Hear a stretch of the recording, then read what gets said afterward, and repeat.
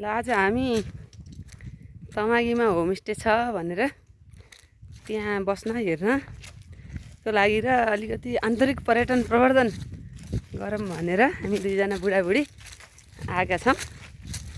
नजिकको तीर्थलाई हेला नगरिकन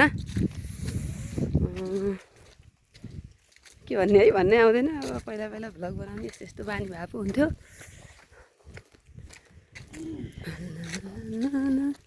सबैलाई दुबई कतार कहाँ कहाँ जानुहुन्छ, हामीलाई यही हो। मलाई मलेसिया है, दुबई कतार है, के अरे थाइल्यान्ड पनि है। हाम्रो थाइल्यान्ड ट्रिप हो यो है, हाम्रो बुढाबुढीको थाइल्यान्ड ट्रिप हो। जहाँ गए पनि आखिरीमा मन खुसी बनाउनु नै हो। के अरे खुसी नै हुनुहुन्छ होइन बुढा?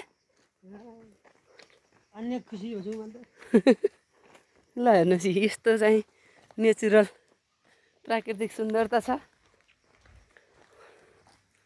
है। हामी चाहिँ खुसी खोज्न टाढा टाढा जान्छौँ। हुन त पनि अब आफ्नो आफ्नो इच्छा र आफ्नो अवस्थाको कुरा भयो। हामीलाई त यति यही नै ठिक छ। यहाँभन्दा माथिको हाम्रो औकात पनि छैन होइन। कसो हो ल यसो मेरो पनि खिच्न पाए कस्तो हुन्थ्यो होला के अरे है। आदरणीय दर्शकवृन्द, हाम्रो म्याडम आज एक दिने फिल्ड ट्रिपको लागि भदौरी तमागीको होमस्टेको नयाँ अनुभव लिनको लागि यो बाटोमा हाइकिङ गर्दै हुनुहुन्छ। उहाँले चाहिँ अघि नै भनिसक्नु भएको छ, मलाई अमेरिका यही, मलाई जापान पनि यही, थाइल्यान्ड पनि यही भनिसक्नु भएको छ। सबै कुरा यहीँ रमाउनु भएको छ।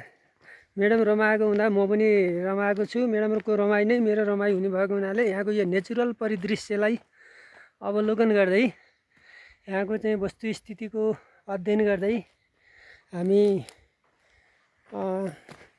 भदौरी तमागी हुँदै यता कुद्नी डाँडातिर जाँदैछौँ। हेरौँ आजको चाहिँ कुद्नी डाँडाको बसाइ कस्तो हुन्छ। पक्कै पनि रमाइलो र चाहिँ अविस्मरणीय हुनेछ भन्ने मैले चाहिँ आशा लिएको छु।